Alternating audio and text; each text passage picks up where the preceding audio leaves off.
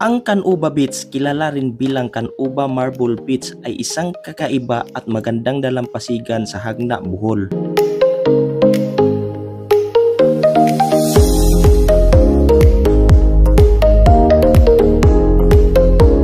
Hindi buhangin kundi marble ang pangunahing katangian ng beach na ito. Ay hindi pinong buhangin kundi makinis na bato na karamihan ay puti at kulay abo na gawa sa marmol. Sinasabi ng mga lokal na ang marmol ay nagmula sa isang malapit na minahan ng limestone, inanod sa ilog at ibinalik sa dagat, at sa paglipas ng panahon ay naging makinis na mga piraso dahil sa alon.